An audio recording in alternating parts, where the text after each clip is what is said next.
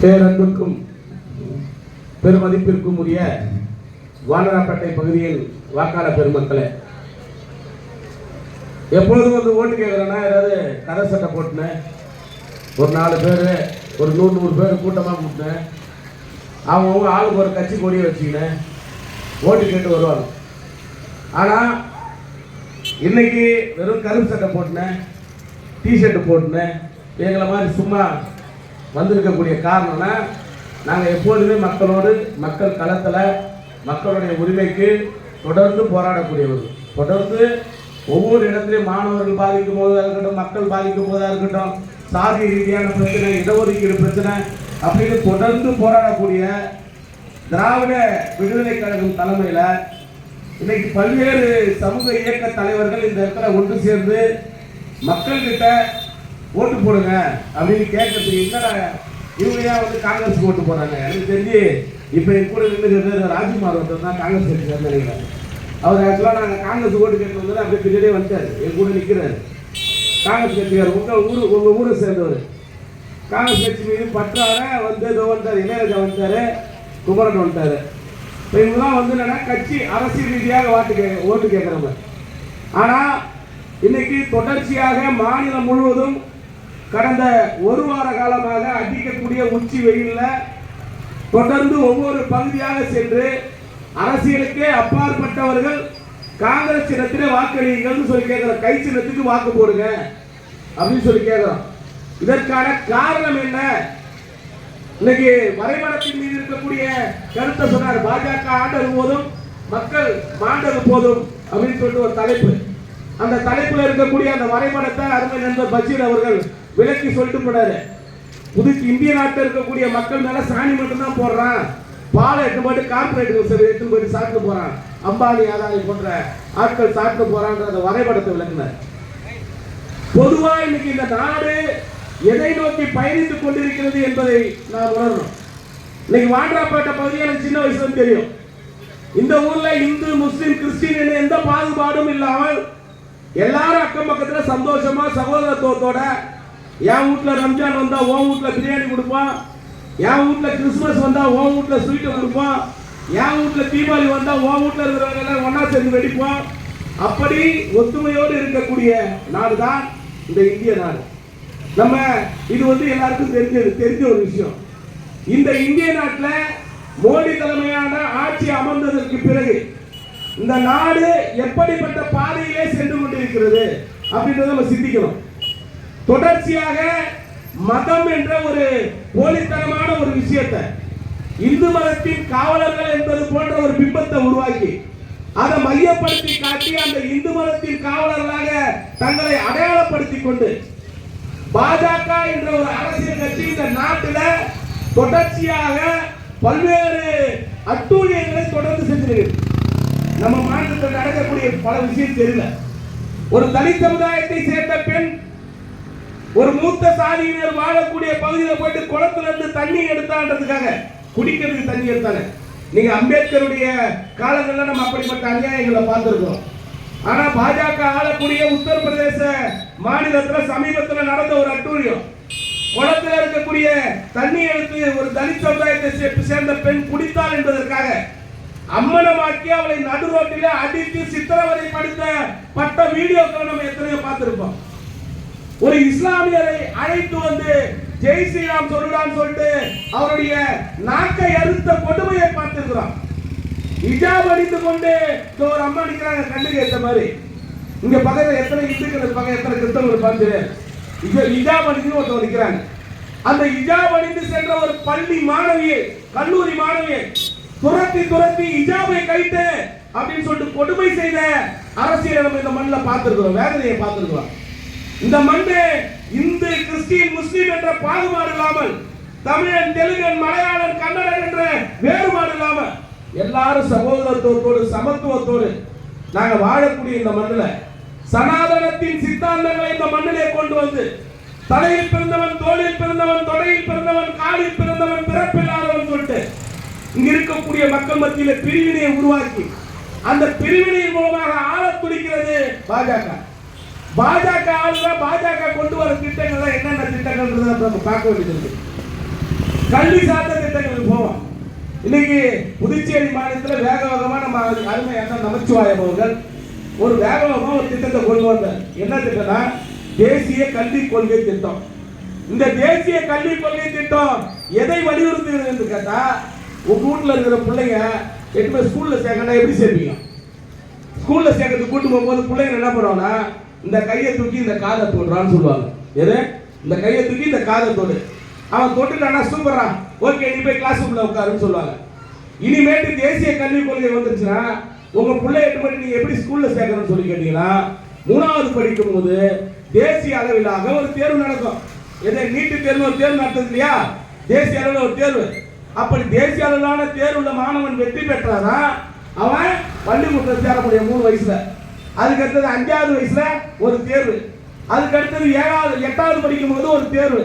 அதுக்கு அடுத்தது 8வது படிக்கும் போது, ஏடா தம்பி நீ என்னடா படிக்கணும்னு விரும்புறன்னு கேட்பான். ஏன்னா அவன் ஃபெயில் ஆகினே வரான்ல. அப்ப என்ன பண்ணுவான்? தேசிய தேர்வு பாஸ் ஆகினே வருவான் 8வது வரைக்கும். அப்ப 8வது வந்து கேட்பான், நீ என்னடா படிக்கணும்னு சொல்ற அப்படின்னு. அப்ப அவன் என்ன சொல்றான்னு கேட்டீங்கன்னா, ஒரு பையனை போய் கேட்டா என்ன சொல்லுவான்? எங்க அப்பா சைக்கிள் ஸ்டோர் வச்சிருந்தாங்க, சைக்கிள் ஸ்டோர் மெக்கானிக் ஆகணும். 8வது படிக்கிற பையனுக்கு என்ன தெரியும்? சைக்கிள் ஸ்டோர் மெக்கானிக் ஆகணும். எங்க அப்பா கொளுத்தல் செய்யறேன்னா, எங்க அப்பா கொளுத்தல் செய்யற வேலையில கத்துனா பெருசாயிடுவேன்.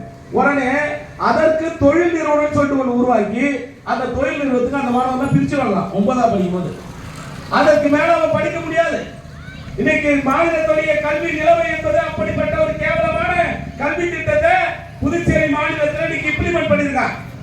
பாரதிதாசன் கல்லூரியில் இங்க இருக்கக்கூடிய எத்தனை குடும்பத்துடைய பிள்ளைகள் படிக்கிறாங்கன்னு தெரியாது. ஆனா பாரதிதாசன் கல்லூரியில மாணவிகள் எல்லாம் ஒன்று சேர்ந்து ஒரு போராட்டம் நடத்துறாங்க. தேசிய கல்விக் கொள்கையை கொண்டு வந்து எங்களுடைய வாழ்க்கை சீரழிக்காதீர்கள்.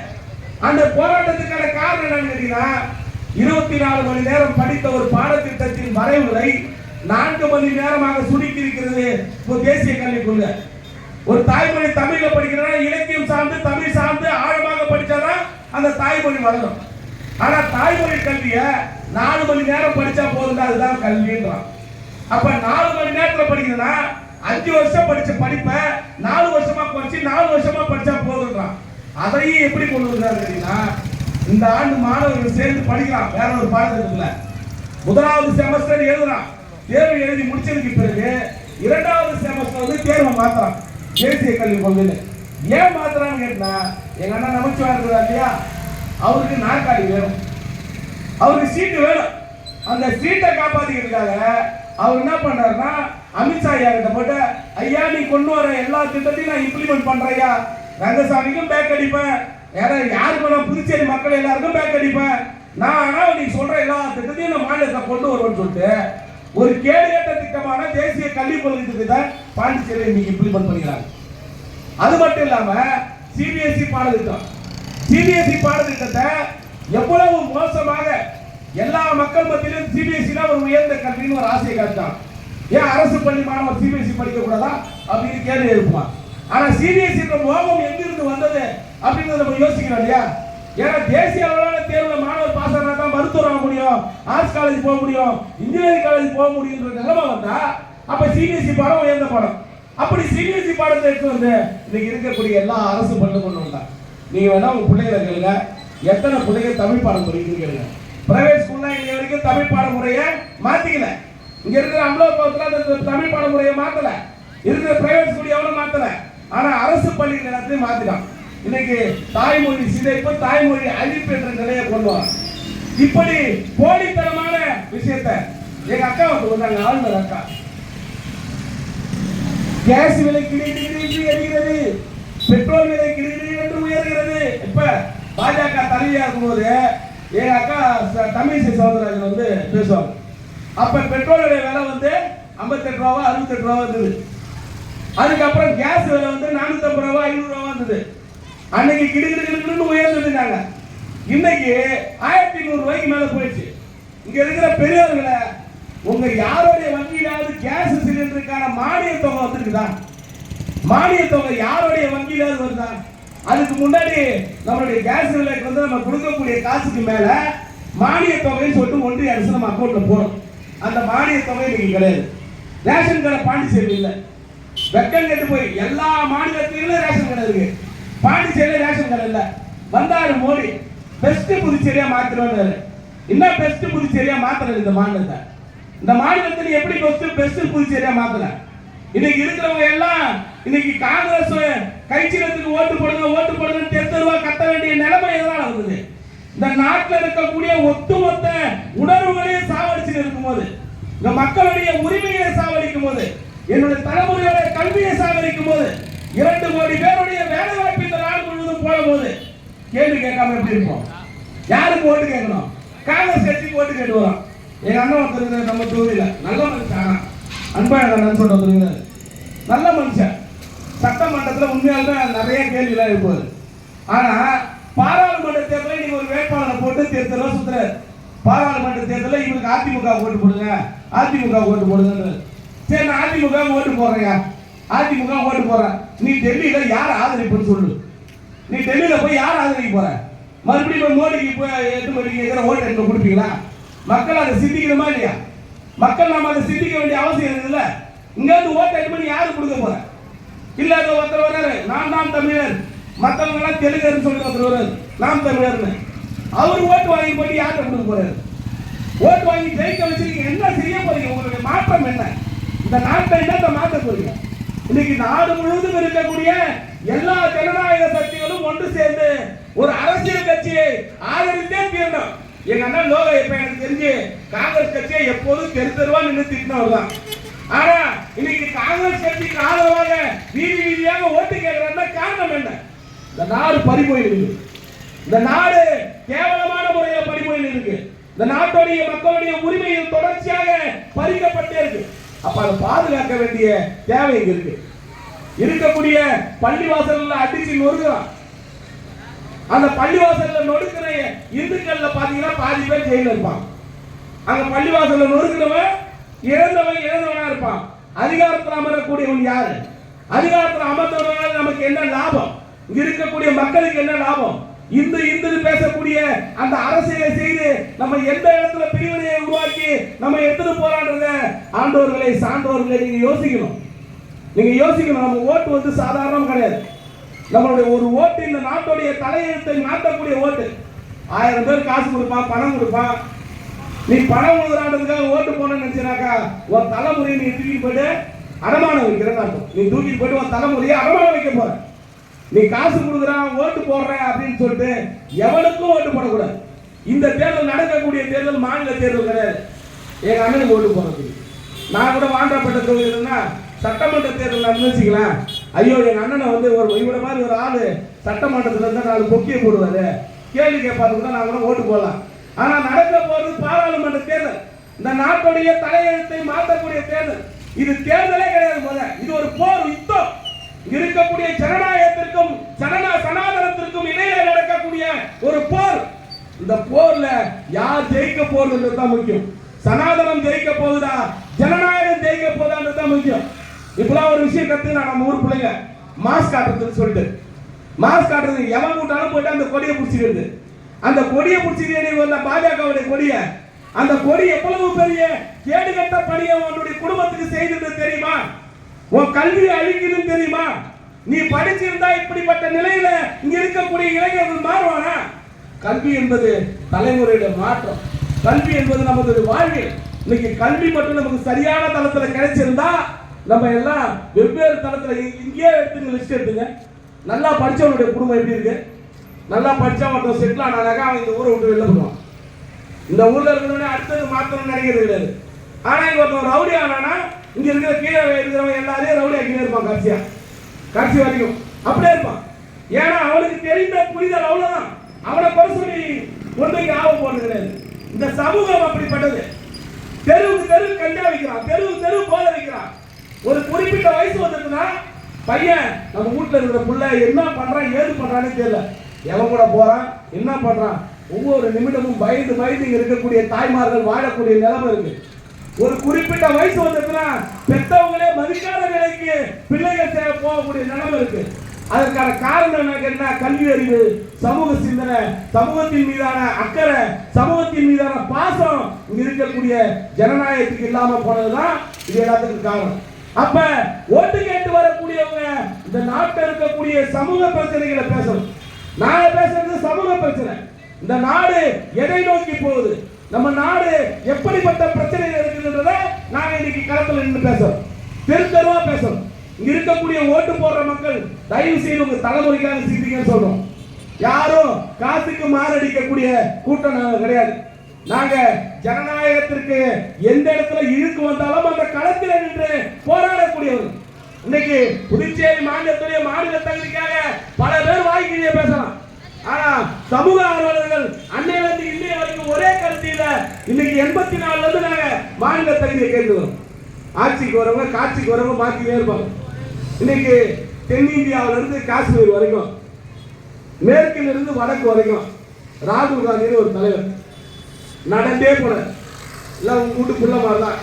எத்தனை குழந்தை குட்டி எல்லாத்துக்கிட்டையும் வந்து சிரிச்சு பேசி கட்டி அணைச்சி அன்பை தழுவி நடந்தே போன அவர் இன்னைக்கு ஒரு தேர்தல் வாக்குறுதியை வெளியிட்டிருக்கிறார். அன்பு சார்ந்த பெரியவர்களை, அந்த தேர்தல் வாக்குறுதி ஒவ்வொரு வாக்குறுதியும் மாநில தகுதியை மீட்டெடுக்கக்கூடிய வாக்குறுதியா இருக்கு. மாநில உரிமையை தருவோம், இங்க மத ரீதியாக இருக்கக்கூடிய பிரச்சனைகளை கலைப்போம். பெண்களுக்கு 8500 ரூபாய் 1000 ரூபாய் இன்னைக்கு தமிழ்நாட்டில் கொடுத்துருக்காங்க.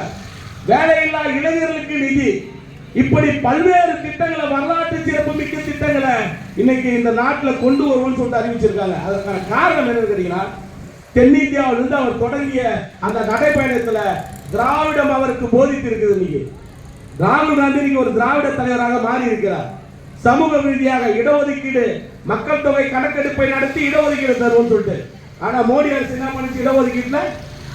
இடஒதுக்கீடு வாங்குற சொன்னா நம்ம சொல்லுவான், நம்ம பசங்களே சொல்லுவான், அது என்னப்பா இது, எஸ்சிக்கு மட்டுமே இடஒதுக்கீடு போய் சேருது, எஸ்சி பசங்க மட்டும் தான் படிக்கணுமா அப்படின்னு கேட்பா. இப்படி இடஒதுக்கீடுனால எஸ்சி மட்டும் தான் வாங்குறான்னு சொல்லிட்டு இந்த மாநிலத்தில், புதுச்சேரி மாநிலத்தில் 50% இடஒதுக்கீடு, எஸ்சிக்கு 16%, எம்பிசிக்கு 18%, ஓபிசிக்கு 10%, இப்படி ஒவ்வொரு சதவீதமாக பிரித்து 50% மக்கள் இடஒதுக்கீடு பெற்றுள்ளோம். ஏன் இந்த 50% மக்கள் இடஒதுக்கீடு பெறனா, நம்ம இங்க இருக்கக்கூடிய மண்ணின் மைந்தர்கள், இந்த மண்ணில் பிறந்து நான் படிச்சா ஈயத்தை காத்தி என் காதலை ஊத்தணும்னு சொன்னா அன்னைக்கு பார்ப்பான். நான் படிக்கும் போது நான் காதலை கேட்டேன்னா, நீ பேசுறது என்னன்றத நான் காது கொடுத்து கேட்டேன்னா என் காதலை ஈயத்தை காத்தி ஊத்தணும்னு சொன்னான் அன்னைக்கு பார்ப்பான். சூத்திரனாக்கா வேசி மாவன் சொன்னான், வேசி மாவன் நீ படிச்சுதானா இருக்கணும்னு சொன்னான் சூத்திரனை. இப்படிப்பட்ட ஒரு கேடுகட்ட சித்தாந்தத்தை மீண்டும் கொண்டு வருகிறது மோடி அரசு. எப்படி? முற்பட்ட சாதியினருக்கான இடஒதுக்கீடு, இடபிள்யூஎஸ் இடஒதுக்கீடு ஒன்று கொண்டு வந்துதான். அந்த இடபிள்யூஎஸ் இடஒதுக்கீடு என்னன்னு கேட்டீங்கன்னா, 125 மதிப்பெண் எடுத்த பாப்பானுக்கு இன்னைக்கு பாண்டிச்சேரியில் இருக்கக்கூடிய சென்டாக் மூலமா மருத்துவ சீட்டு கிடைக்குது. எத்தனை பேர் இது சம்பந்தமா பேசியிருப்பீங்க? 300 மதிப்பெண் எடுத்த ஒரு எஸ்சி பையனுக்கு கிடைக்காத மருத்துவ சீட்டு 125 மதிப்பெண் எடுத்த ஒரு பார்ப்பன சமுதாயத்தை சேர்ந்த ஒருத்தருக்கு கிடைக்குது. அப்ப ஒரு ரெட்டியார் சமுதாயத்தை சேர்ந்த ஒருத்தருக்கு கிடைக்குது, உயர் சாதியை சேர்ந்தவங்களுக்கு. இன்னைக்கு ஒரு எஸ்சி வந்து ஒரு இடஒதுக்கீடு பெறணும்னா 2 லட்சம் ரூபாய் ஆண்டு வருமானம், 2 லட்சம் ரூபாய் ஆண்டு வருமானம் தான் உன்னால ஒரு எஸ்சி இடஒதுக்கீடு பெற முடியும். ஆனா இன்னைக்கு ஒரு முற்பட்ட சாதியை சேர்ந்த, உயர் சாதியை சேர்ந்தவர்களுக்கு இடஒதுக்கீடு எப்படி நம்ம கொடுத்துக்கிறான்? 8 லட்சம் ரூபாய் ஆண்டு வருமானம், 5 ஏக்கர் நிலம், 1200 சதுரடி வீடு இருந்தா அவன் ஏழைன்னு சொல்றான். இங்க எத்தனை பேர் 1200 சதுரடி வீடு வாண்டப்பள்ள வச்சிருக்கீங்க சொல்லுங்க பாப்பா? எத்தனை பேர் 1200 வீடு வச்சிருக்கோம்? எத்தனை பேர் 5 ஏக்கர் நிலம் வச்சிருக்கிறோம்? அப்ப நம்மளோட பணக்காரனா? மோடி இந்த திட்டம் கொண்டு வருது. என்னைக்கு நம்ம இதை கேள்வி கேட்க போறோம்? இஸ்லாமியர்களை இன்னைக்கு அந்நியப்படுத்தக்கூடிய சிஏஏ, என்ஆர்சி, என்பிஆர் சொல்லிட்டு திட்டத்தை கொண்டு வரான். இஸ்லாமியர்கள் எல்லாம் வெளியேற்றணும், இங்க இருக்கக்கூடிய ஈழத்தமிழர்களை வெளியேற்றணும், அவங்களை எல்லாம் சிறையில் அடிக்கணும், சிறையில் அடிச்சு வாழ வைக்கணும். இந்த நாடு இந்துக்களின் நாடு. காஷ்மீர் முதல் கன்னியாகுமரி வரைக்கும் இந்துக்கள் தான் வாழ. இந்துனா யாரு? இந்துனா வர அப்ப எஸ்சி இந்து கிடையாதா? எம்பிசி இந்து கிடையாதா? இங்க இருக்கக்கூடிய ஓபிசி இந்து கிடையாதா? அப்ப இந்துக்களை எல்லாம் கொடி பிடிக்க வச்சுட்டு அவன் முதுகு பின்னாடி நின்று கோஷம் போடக்கூடிய இடத்துல இருக்கக்கூடிய நமச்சிவாயம் இன்னைக்கு வன்னியர் சாதியை வச்சு எப்படி ஓட்டு கேட்டு வெளில வர? என்னுடைய பெரும்பான்மை சமூகம் வன்னியர் சமூகம் சொல்லி வெளில வரல. எந்த அடிப்படையில் வெளில வர? எந்த அடிப்படையில் வெளில வர? 11600 மருத்துவ சீட்டு எம்பிசி மாணவர்களுக்கு சேர வேண்டிய மருத்துவ சீட்டு போச்சு. மோடி ஆட்சியில 11600 எம்பிசி மருத்துவ சீட்டு போச்சு. எத்தனை பேர் கேள்வி எழுப்பிருப்போம்? எத்தனை பேர் கேட்டோம்? ஆனா திருமாவளவன் கேட்டார்.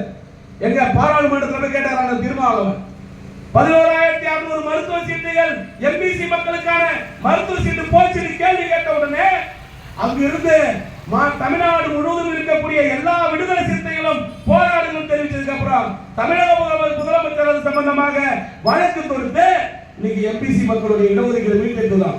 எங்க ஐயா ராமதாஸ் என்ன பண்ணாரு? ராமதாஸ் என்ன பண்ணாரு? வீட்டுல பத்து தூங்கி இருந்து இப்ப எலெக்ஷன் வந்தா பிள்ளைய கூட்டு வந்து பொட்டி வாங்கி போகுது. இன்னைக்கு பொட்டியை வாங்கினா அரசியல் பண்ண ஜாதி அரசியல் எது வன்னிய சமூக மக்களை ஏமாற்றக்கூடிய அரசியல் எல்லாம் ஏமாந்து போயிருக்கலாம். மருமகளை கூட்டு வந்து தர்மபுரியை கொடுத்துட்டாரு, அடுத்தது பேத்தியை கொண்டு வந்து கொடுப்பாரு, பேரனை கொண்டு வந்து கொடுப்பாரு. யாருடைய முதுகுல ஏன் நிற்கிறார்? அந்த கட்சியை வளர்ப்பதற்கு முதுகெலும்பாக இருந்த அண்ணன் குரு அவர்களுடைய குடும்பம் எங்க? அவர் எங்க? இருக்கக்கூடிய மக்களுக்கு மத்தியில வீரசாரமாக பேசக்கூடிய குரு எங்க போறாரு? காடு வெட்டி குரு. அவருடைய குடும்பம் செத்து போனதுக்கு அப்புறம் அவருடைய பிள்ளைய வச்சீங்க, புள்ள மேல கேஸ் போடுங்க, பொண்ணு மேல கேஸ் போடுங்க. இன்னைக்கு சாதி எடுத்து வரீங்க. இந்த மாநிலத்துடைய முதலமைச்சர் மதிப்பிற்குரிய மாண்புமிகு ரங்கசாமி அவர் வந்து விருப்பத்தோட பிஜேபி ஆதரவு கொடுத்தாரா? வீட்டுல போய் உட்கார்ந்து ஆதரவு கிடையாதுன்னு சொல்லிட்டு அடுத்த நிமிஷம் அவர் வீட்டுக்கு வச்ச ரைடு தான் அவருக்கு வந்து 2வது நாள் வேற வழி இல்ல, என் தலையெடுத்துறா, நான் வேற வழி இல்லாம எனக்கு ஆதரவு கொடுக்குறேன்னு சொல்லிட்டு ஆதரவு கொடுத்தாரு. ஆதரவு கொடுத்தாரு. இன்னைக்கு நிலைமை என்ன? ஆதரவு கொடுத்தவருடைய நிலைமை என்ன?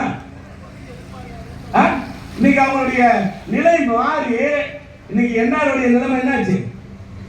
என்ஆருடைய சீட்டு எல்லாத்தையும் விட்டாரு, நியமன எம்எல்ஏ விட்டாரு பிஜேபிக்கு, ராஜ்யசபா மந்திரியை கொடுத்துட்டாரு பிஜேபிக்கு, பாராளுமன்ற மந்திரி பதவி கொடுத்தாரு. இப்ப வேற வழியில வண்டியில எது சுத்துறாரு, தெருவு நம்ம மாதிரி தாய்மாருங்க மடக்கிற ரேஷன் கடை என்னாச்சு? நான் போட்டுருவோமா? ஏன் நீ அக்கௌண்ட்ல போற பணத்தை என் புத்தகம் குடிச்சிடலாம், நீ உன் புத்தகம் பிடிக்காம பாத்துக்கணும். என் புத்தகம் குடிச்சாலும் பரவாயில்ல, அக்கௌண்ட்ல பணம் போட்ட அடுத்த நிமிஷமே பேங்க் திரும்பி போயிடலாம். இந்த நாட்டுல வங்கி கணக்குல பணத்தை போட்டு இன்னைக்கு எத்தனை கிட்டத்தட்ட 3000 கோடி ரூபாயை இன்னைக்கு வந்து வங்கிகள் திருடி இருக்கு. ஏழையோட பணத்தை வங்கியில பணம் போறாங்க. அந்த கேன் பெயின் ஒன்று வந்து மென்டல், அது வந்து இந்த மாநிலத்தில் அப்படிப்பட்ட ஒரு அரசியலை திரிச்சிட்டு போச்சு. அது வந்து அப்படிப்பட்ட ஒரு அரசியல் சொல்லிட்டு போச்சு. அப்ப இங்க நம்ம எதுல தெளிவாகணும்ன்றத இங்க இருக்கக்கூடிய மக்கள் உணர வேண்டிய அவசியம் இருக்கு. ஆமா 21,000 கோடி இப்ப புது லிஸ்ட் வந்துருக்குது. என் மோடி ஏமாத்துறது 1,75,000 கோடி ஏமாத்திக்கிறான்னு சொல்லிட்டு சிஏஜி வெளியிட்டுச்சு. நம்ம எல்லாம் தெருக்கோடி தானே, நம்ம எல்லாம் தெருக்கோடி. 1 கிலோமீட்டர் ரோடு போறதுக்கு எத்தனை கோடி செலவாகும்? ஒன்றிய அரசு ஒதுக்குறது 18 கோடி. இதை நான் சொல்லமா, பிரதமர் தலைமையில் இருக்கக்கூடிய சிஏஜி இருக்குன்னா அதாவது சென்ட்ரல் ஆடிட்டர், அந்த மத்திய அரசுடைய ஆடிட்டிங் நிர்வாகம், அது பிரதமருடைய மோடி கண்ட்ரோல தான் இருக்கும். அந்த மோடியுடைய தகவல் அவங்க வெளியிட்ட தகவல் 1 கிலோமீட்டர் ரோடு போறதுக்கு 14 கோடி ரூபாய் ஒதுக்கணுமா? ஆனா இவன் எவ்வளவு போடுறான்? 250 கோடிக்கு 1 கிலோமீட்டர் போடுறான். ஒதுக்கணும்னு சொல்லிட்டு ஒதுக்கிறது அறிவிச்சது 18 கோடி. இவன் நடக்கும் போது 250 கோடியில போடுறான். என் வயிறு நம்மளுடைய மச்சான் பஷீர் வந்து அடிக்கடி கேட்கறாரு, ஏம்பா ஒருவேளை தங்கத்துல போட்டு போனோம் இந்த ரோட்டை 250 கோடிக்கு இங்க இருந்து வாங்கா படிக்க அந்த மனம் வரைக்கும் ரோடு போறதுக்கு 250 கோடி செலவாகும். 250 கோடினா அவன் போட்டு இருக்கக்கூடிய அந்த தார் சாலைக்கு எத்தனை கோடி ரூபாவை கொள்ளடிச்சிருப்பான், எத்தனை லட்சம் கோடியை திருடியிருப்பான். எவன் திருண்டது? ஊழல் சொல்லி வந்தானே ஒருத்தன் கிழவன் அண்ணா சாலைன்னு ஒருத்தன் வந்து தெருவா படுத்துருந்தாலும் காங்கிரஸ் ஆட்சி காலத்துல நான் கூட உங்களை படுத்துருந்தேன் காங்கிரஸ் காசை திட்டீங்க. இப்ப எங்களா இருக்கிற கேட்கிற தாத்தாவே தாத்தா காணவே காணும். எங்க போய் ஓடி ஒழிஞ்சாலும் தெரியல, எங்க ஓடி ஒழிஞ்சாலும் தெரியல. நானும் தாத்தா எங்க இருப்பாரு அண்ணா சாலைன்னு ஒருத்தர் வந்தாரு, ஐயோ காந்தி தாத்தா மாதிரியே இருந்தாரு அப்படின்னு சொல்லிட்டு சுத்தி தேவை. அப்ப வேஷ கட்டி மக்களை ஏமாற்றக்கூடிய படியே மோடி தொடர்ச்சியா செஞ்சிருக்கிறார். இந்த மோடியை புனிதவாதின்னு சொல்லிட்டு நம்ம அண்ணன் நமச்சிவாய தோல்ல தூக்கி போட்டு அவர் தான் தியாகி. இவர் நம்ம கொள்கையோடு மாறி கட்சிக்கு போன ஒரு மாதிரியும், ஆர்எஸ்எஸ்னா என்னான்னு படிச்சுட்டு போன ஒரு மாதிரியும், பிஜேபினா என்னான்னு தெரிஞ்சுக்கிட்டு போன ஒரு மாதிரியும் 24 நாள் பிஜேபி துண்டை போட்டுன்னு நான் தான் பிஜேபி வந்து இவரே முதலமைச்சர் நாராயணசாமி முதலமைச்சர் சீட்டை வளர்த்தாருன்னு சொல்லிட்டு வேற எங்கேயா முதலமைச்சர் சீட்டு கிடைக்குன்னு அங்க ஓடனேன். நீ அங்க அதுக்காக தான் ஓடனே, இல்ல சொத்தை பாதுகாத்து ஓடனேன்றது உன் மனசாட்சி தான் தெரியும். உனக்கு என்ன ஈடு ரைட்டு இருந்தது, ஜான்குமாருக்கு என்ன ஈடு ரைட்டு இருந்தது, சப்தகிரிக்கு எழுதி இதெல்லாம் அவங்க மனசாட்சி தெரியும், எங்களுக்கு தெரியும். ஆனா நீங்க இந்த பணம்லாம் எங்க இருந்து வந்தது? கொள்ளாச்ச பணத்தை அடையாளம் காட்டி கூட்டு கூட வச்சுக்கலாம். இந்த நாட்டுல அவன் கூட போறவங்க எல்லாம் எவ்வளவு வேணா கொள்ளாடிக்கலாம், பிஜேபி போறவன். ஆனா இந்த நாட்டுல எதிர்த்து கேட்கக்கூடியவங்க யாரா இருந்தாலும் அவன் மேல ஏதாவது ஒரு தீவிரவாத வழக்கு. இந்த நாட்டை எத்தனை சமூக ஆர்வலர்கள் சுட்டு சாவடிக்கப்பட்டிருக்காங்க, எத்தனை எழுத்தாளர்கள் கொலை செய்யப்பட்டிருக்காங்க, துப்பாக்கியால் சுடப்பட்டு சாவடிக்கப்பட்டிருக்காங்க. என்னைக்கு நம்ம இதெல்லாம் யோசிக்க போறோம்? இதெல்லாம் இது போன்ற மக்களுக்கு தெரியுமா? நம்ம ஆனால் படிக்கிறோமா? படிக்கிறது கிடையாது, தெரிஞ்சுக்கிறது கிடையாது. அப்ப படிப்பறிவு இல்லாம இருந்தா நீ இது எல்லாத்தையும் தெரிஞ்சுக்க வேண்டிய தேவை இருக்காதுனாலதான் உன் படிப்பறிவை தொடர்ச்சியா வழிச்சு. நீ படிக்க கூடாது, நீ பள்ளிக்கூடம் போக கூடாது, உனக்கு பள்ளிக்கூடத்துல உயர் பாடத்துக்கு உனக்கு அழுத்தம் கொடுத்து இந்த வருஷம் ரிசல்ட் வரப்போகுது. 9வது படிக்கிற பசங்க எத்தனை பசங்க ஃபெயில் மட்டும் லிஸ்ட் பாருங்க. வாங்கப்பட்ட எத்தனை பசங்க ஃபெயில் லிஸ்ட். என்னுடைய நம்பர் வந்து ராஜ்குமாரி இளையராஜாவுக்கு தான் இருக்கும். ஏன்னா நான் தான் போராட வரணும், மாணவர் அமைப்பு தலைவரா நான் தான் போராட வரணும். அந்த பசங்க எத்தனை பேர் ஃபெயில் பாருங்க. சிபிஎஸ்சி மாத்திரத்துக்காக சிபிஎஸ்சி கல்வியை போய் 10வது படிக்கும் போது நல்லா படிச்சாதான் ஃபுல் ரிசல்ட் 100% ரிசல்ட் வரணுமா. அந்த 100% ரிசல்ட் வரணுன்றதுக்காக 10வது படிக்க 9வது படிக்கக்கூடிய மாணவனையும் 11வது படிக்கக்கூடிய மாணவனையும் ஃபெயில் ஆக்குன்னு சொல்லிட்டாங்க. பாண்டிச்சேரியில் இப்படி ஒரு அசிங்கம் நடந்தது. இது எத்தனை பேருக்கு தெரியும் தெரியல. இதை கண்டிச்சு மதிப்பிற்குரிய சட்டமன்ற உறுப்பினர் நேரு கூட ஒரு அறிக்கை வெளியிட்டார். சமீபத்தில் ஒரு அறிக்கையை வெளியிட்டிருந்தாரு. இது வந்து இதற்கு நான் கடுமையான கண்டனத்தை பதிவு செய்யறேன் அப்படின்னு சொல்லிட்டு மாணவர்கள் இப்படி ஃபெயில் ஆகணும்னு நினைக்க கூடாது அரசாங்கம் அப்படின்னு சொல்லிட்டு அறிக்கை ஒன்று வெளியிட்டிருந்தாரு. எத்தனை பேர் அதை படிக்கணும்னு சொல்லி தெரியல. நம்மளை தொடர்ந்து சொல்லிட்டே இருக்கிறாங்க.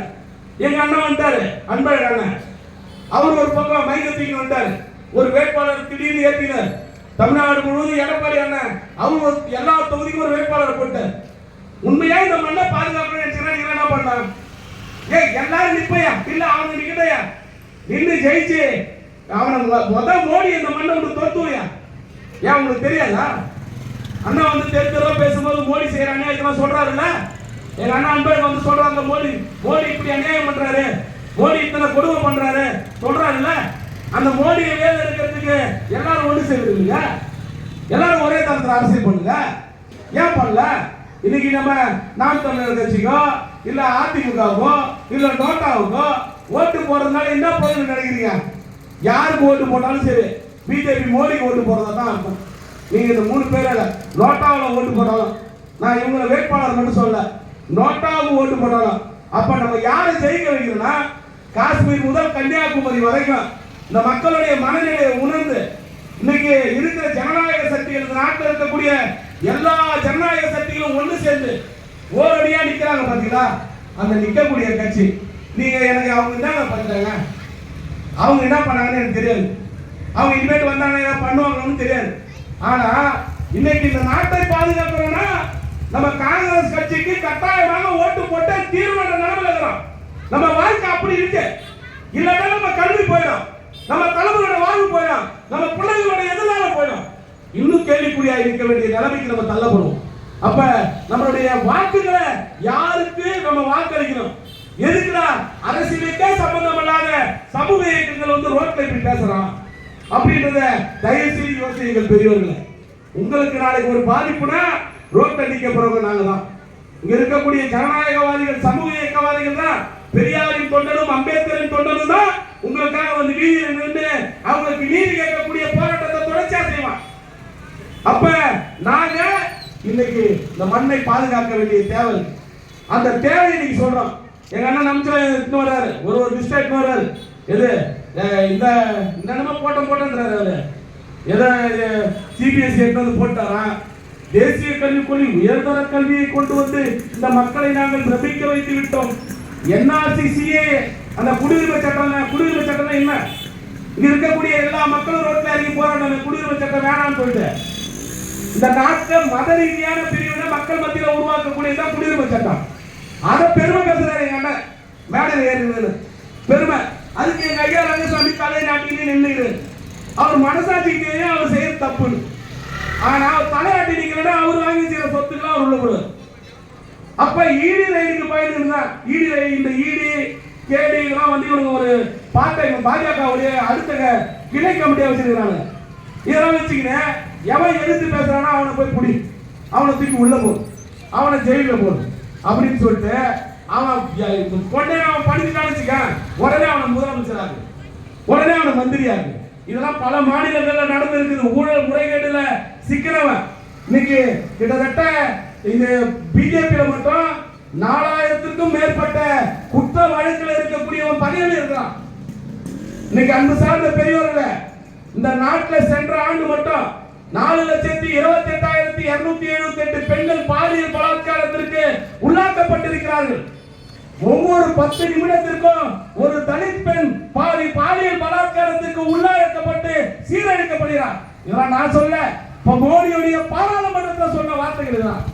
மோடியுடைய பாராளுமன்றத்தில் சொல்றான், இத்தனை பெண்களுக்கு இவ்வளவு கொடுமை நடக்கு, இங்க இருக்கக்கூடிய சிறுபான்மையின மக்களுக்கு பாதிப்புகள் எத்தனை ஏரியாவை கொடுத்துறான், வெட்டான், சாகடிக்கிறான்.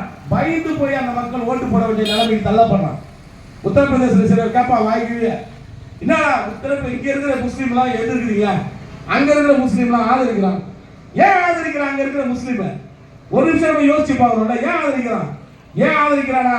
நான் எதிர்த்து ஓட்டு போட்டு வேற ஒருத்தன் அந்த சீட்டுக்கு வந்துட்டானா, என்ன குடியிருக்க விடாம தொடர்ச்சியாக கொலை மிரட்டலும் அடியும் உதையும் பெண்களை கடத்திட்டு போயிட்டு கற்பழிப்பும் கொடுமைகளை சந்திச்சே தீரணும்ன்ற நிலைமையில தள்ளுறான்.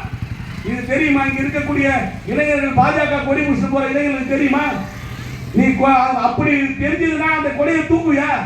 உடனே அந்த நாயை கசக்கி சாணியில முத்தி தூக்கி அடிக்க மாட்டேன். இப்படிப்பட்ட கொடுமைகள் இந்த தேசத்தில் நடக்குது. பாராளுமன்றத்தில் சொல்றான், கவர்னத்தோட சொல்றான், 4,28,278 பாலியல் கொடுமை வழக்குகள் நடந்திருக்குன்னு. எவ்வளவு பெரிய கொடுமை! ஐஏஎம் படிக்க போறக்கூடிய தலித் மாணவர்கள், இஸ்லாமிய மாணவர்கள், கிறிஸ்துவ மாணவர்கள் இன்னைக்கு எந்த அளவு வஞ்சிக்கப்படுறாங்க தெரியுங்களா? எந்த அளவு வஞ்சிக்கப்படுறாங்க தெரியுமா? போன ஆண்டுல மட்டும் கிட்டத்தட்ட 121 பெண்களுடைய முகத்துல ஆசிட் வீசப்பட்டிருக்கு இந்த நாட்டில். இது நான் சொல்லல, பாராளுமன்றத்தில் சொன்னது. இந்த நாட்டில் 5 லட்சம் தீண்டத்தகாத கிராமங்கள் இருக்கிறது. நான் சொல்ல தீண்டத்தகாத கிராமம் நான் சொல்லல, பாராளுமன்றம் சொல்லுது, பாராளுமன்ற விவாதங்கள் சொல்லுது. அப்ப இதையெல்லாம் திருத்தாத நீங்க எதெல்லாம் வந்து திருத்த போறீங்க? எதை திருத்த போறீங்க? சனாதனவாதிகளுக்கு நீங்க கொடை பிடிச்சீங்க. சனாதனவாதிகளுடைய முச்சாடி கொம்பாக நின்று இன்னைக்கு இந்த பகுதியில் வந்து மக்களை ஏமாத்து ஓட்டு கேட்கறீங்க. எவ்வளவு பெரிய வேதனையான விஷயம்! மக்களை வந்து ஏமாத்துறீங்க. நான் முதல்வர் என்ஆர் அவர்களை உங்களை எவ்வளவு நம்பணும்? மனசாட்சிப்படி நாங்க எவ்வளவு நம்பணும்? நம்பிதானே உங்களுக்கு ஓட்டு போட்டோம், நம்பிதானே இந்த மக்கள் ஓட்டு போட்டாங்க. ஆனா இந்த மக்களுக்கு இவ்வளவு பெரிய துரோகம் பல்வேறு திட்டங்கள் மூலமாக. மின்துறையை பாருங்க, தனியார் நீங்க கரண்ட் பில் வந்து பாத்துருக்கீங்களா? 1.50 பைசா இருந்த யூனிட் இன்னைக்கு 1.90 பைசா. இன்னைக்கு அதை வந்து ப்ரீபெய்டு சிஸ்டம் கொண்டு வந்துருக்காங்க. நீங்க நம்ம அண்ணன் நமச்சிவாயம் அமைச்சர் அவர் தான் கொண்டு வந்தார். அதான் குடும்பத்துக்கு வந்து வித்தார். அவர் சொன்னார் அந்த எவ்வளவு வித்தார் அந்த மின்துறையை. எவ்வளவு எத்தனை கோடி, பல்லாயிரம் கோடி கணக்கிலான சொத்து இருக்கக்கூடிய மின்துறை போயிட்டு 500 கோடிக்கு வித்துட்டு வந்தார். 500 கோடி வித்துட்டார். அவன் என்ன சொல்லிட்டான், இப்ப எல்லாருக்கும் ப்ரீபெய்டு கார்டு போட்டு கொடுப்பான். அந்த ப்ரீபெய்டு கார்டில் நீங்க பணத்தை போட்டு வச்சுக்கணும். இதில் பணத்தை போட்டு வச்சுக்கணும். அதில் பணம் குறைஞ்சிட்டு வச்சுக்க மீட்டருக்கு டக்குன்னு உன் வீட்டில் கரண்ட் நின்றோம். உன் பிள்ளைய வந்து நீ படிக்கக்கூடாது, வீட்டில் எந்த வேலையும் செய்யக்கூடாது, கரண்ட் இல்லாமல் வந்து மறுபடியும் போயிட்டு ரீசார்ஜ் பண்ணி உன் ப்ரீபெய்டில் காசை போட்டு அதுக்கப்புறம் தான் உன் வாழ்க்கையை பார்க்கணுன்ற இப்படிப்பட்ட கேடுகட்ட திட்டங்களை எல்லாம் நிலைய கொண்டு வந்த நமச்சிவாயத்திற்காக உங்கள் ஓட்டு என்பதை சிந்திக்க. அப்ப நமச்சிவாயத்துக்கு போடக்கூடாதா? நம்ம அண்ணன் அன்பழகன் நம்ம ஊருக்காரு, அவருக்கு போட்டுடலாமா அப்படின்னு தயவு செய்து நினைக்காதீங்க. பெரியவர்களே, தாய்மார்களே, எங்களுடைய உரை இந்த கண்ணியமான வீட்டில் வந்து கேட்டுக்கொண்டிருக்கக்கூடிய பெரியவர்கள வீதி வீதியாக நீங்களே போய் ஓட்டு கேளுங்க. அப்படி நினைச்சிடாதீங்க. நீங்க அதிமுகவுக்கு போட்டாலும் சரி, வேற எவனுக்கு போட்டாலும் சரி, அந்த ஓட்டெல்லாம் பிஜேபிக்கு போடக்கூடிய ஓட்டு தான். எனவே பெரியவர்களே, தாய்மார்களே, இவர் பொன்னான வாக்குகளை கை சின்னம் கை சின்னம் கை சின்னம் என கை சின்னத்திற்கு முத்திரை பதித்து இளம் தலைவர் ராகுல் காந்தி அவர்களிடம் ஒரு முறை நாட்டை கொடுத்து பாருங்கள். இந்த நாடு வல்லரசு நாடாக கட்டாயமாக மாறுகிறதோ இல்லையோ, இந்த நாடு அடித்தட்டு மக்களின் நாடாக கட்டாயமாக இருக்கும் என்பதை தெரிவித்து வாய்ப்பளித்தமைக்கு நன்றி கூறி விடைபெறுகிறேன். நன்றி, வணக்கம்.